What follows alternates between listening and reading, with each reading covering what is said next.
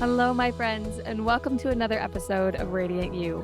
In the last week, I've had three different people reach out to me asking about how to navigate some difficult family relationships. So I figured that we might as well jump in and explore some of the ways that maybe you might be stuck and help you navigate those relationships too. Because we all have them, right? That family member that's really hard to be around. It could be an opinionated in law that keeps criticizing you, or maybe it's a child who just feels like they're always disrespectful, or it could be a triggering former spouse that comes to a function and you just feel so resistant to having them there. Whoever it is in your life that may be one of those sore spots, keep them in mind as we're talking through how you can spend time with them without getting in that place of negativity and anger and feeling like you're just starting to boil. Because, we all have these moments where no matter how many boundaries you set, no matter how clearly you communicate, they just don't listen. And I hear you, my friend, because I've been there. And you and I know it feels very unsupportive. And sometimes you might feel like you're being attacked or just worn out by the constant nag of this relationship. You might even feel flabbergasted at how ridiculous it is sometimes. And in the end, you end up trying to avoid them or control them, which leaves you feeling disempowered and disconnected in those moments when you want to connect with the people around you. But it doesn't have to be that way, my friend. So, we're going to talk today about three empowering tools that will help you navigate difficult relationships with more peace and with more ease. Tool number one, understanding why you are boiling. Now, I say boiling because oftentimes these relationships leave us in this place where we just feel that energy building and bubbling up inside of us. It usually is associated with feelings of anger or frustration. And one of the things you need to understand about anger is that anger is actually a secondary emotion. This means that it's the product of a different emotion first.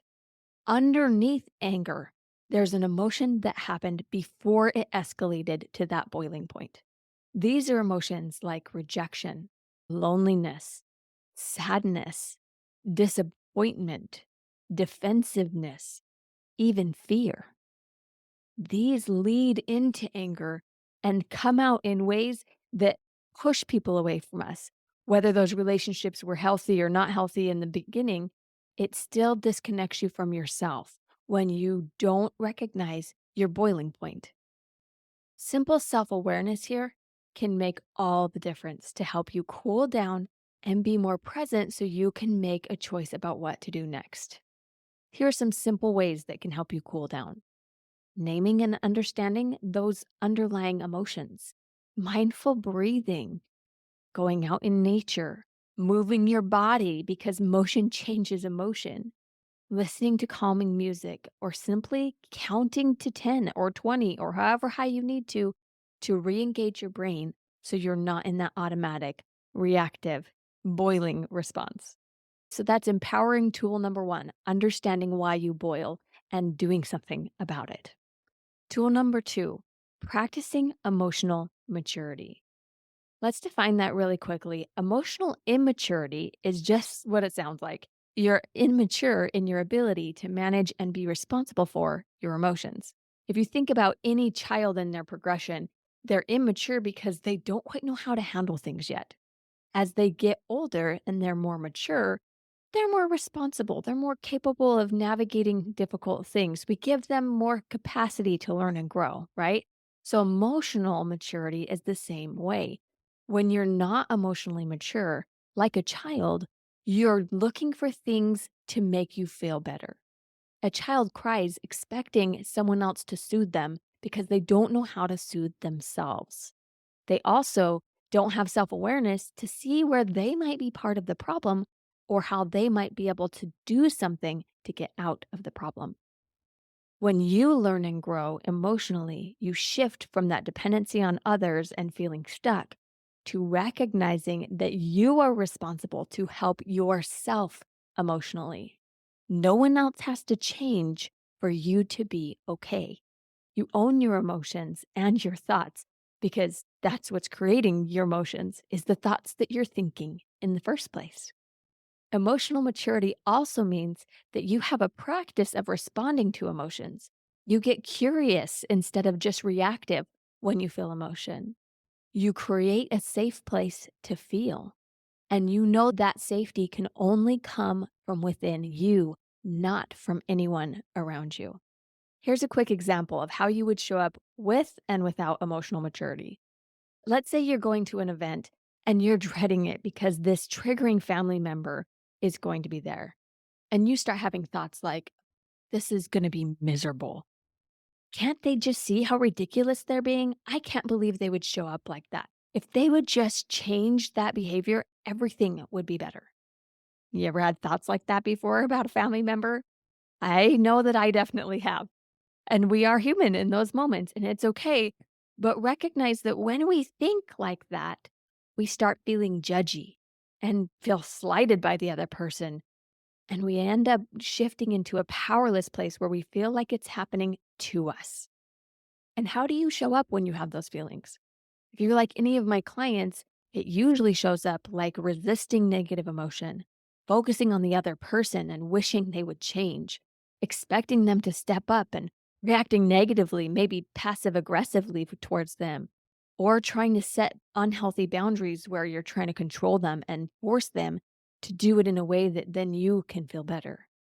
But these are all very disempowering behaviors. And the result of that is that you actually make your experience miserable for yourself. It's not the other person who's coming to the activity that's making it miserable. Emotional maturity means you recognize you are in charge of your experience. So, what would that look like in this same situation with emotional maturity? First, you would be aware that that's a triggering person for you, and you'd make a plan to care for yourself. Anytime we make a plan beforehand, we use the higher part of our brain that makes it easier for us not to be reactive in the moment. And when you take time to plan purposefully, you can decide what success looks like for you without them having to show up any certain way. Because if success depends on their actions, then you're setting yourself up for disappointment. One way you can do this is to know what it means to have clear boundaries internally and externally. It would look like mentally bringing an empowering thought that you can practice when you start feeling yourself being triggered. Managing any negative thoughts that come up, recognizing it's not helpful for you to practice those. It also means creating a safe place to feel any emotion that does come up in the moment, where you're not resisting it or reacting to it. You're holding clean emotional space, not dirty emotional space. And if it ends up being a hard experience where you do it imperfectly and it's a little bit messy, you know who to turn to for support afterwards, who actually does have space for you, not this person who has consistently shown you that they're not a safe place to do that for you. Can you see the difference between emotional immaturity of blaming the other person and letting them be in charge of your experience versus owning your responsibility that you get to decide how you want to show up? No matter how they show up, you are in charge of you. And it comes from inside you, not from anything around you. Now, I know that this can be a little bit hard and overwhelming sometimes to try and practice this, especially if it's someone who is a very intense personality. That brings me to tool number 3. Bring the spirit with you.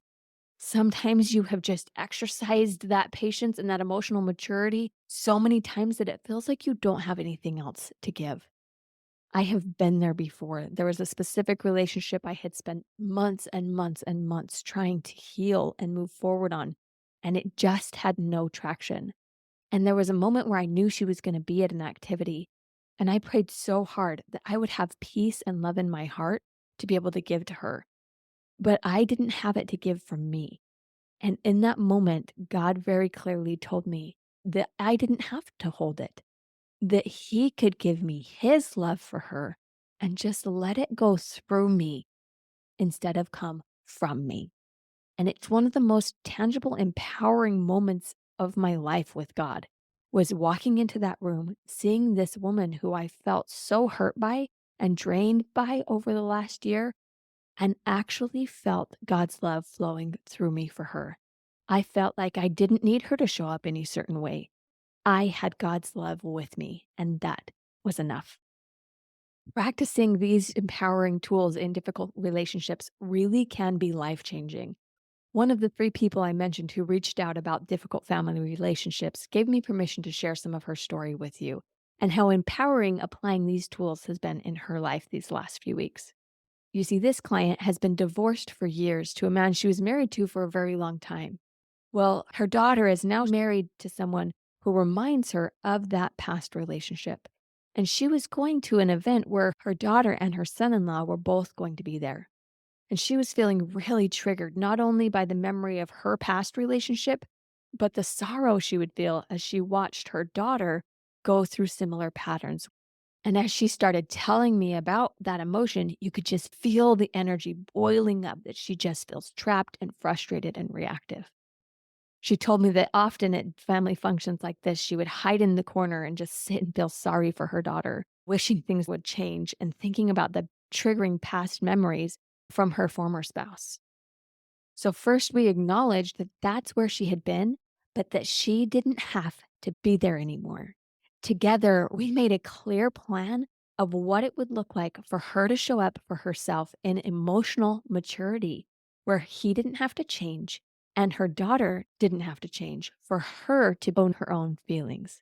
Well, soon after, we had another call, and she was elated to tell me that she not only felt empowered at that experience, she enjoyed herself and stayed longer than she had even planned, taking time to be present with the people she did want to connect with who were there.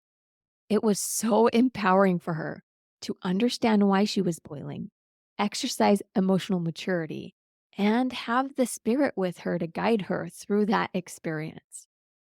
And she was able to shift relationship patterns that had been entrenched for years. You can do this in your difficult relationships too, my friend. And as you do, it will clean up the negativity in your relationships, renew your power to navigate tough situations. And if there are children involved, you can give them an example, just as this woman did to her daughter, of how to own your own experience and find peace no matter what people are doing around you. And all of this together will give you more space to feel the spirit and have it constantly guiding you. You don't just have to endure difficult relationships, my friend. You can thrive in them. And when you do, you will feel so much lighter and have space to shine even brighter. Keep shining, my friend. We need your light in this world, and no one can change that but you. Have a blessed day. You are radiant, and God wants you to remember that truth.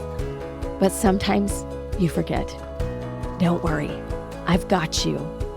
I've created some free resources that will help you live lighter and shine brighter. Check out my show notes for the links. However God guides your next steps, know that you are not alone on this journey. I can't wait to see how you discover a more radiant you.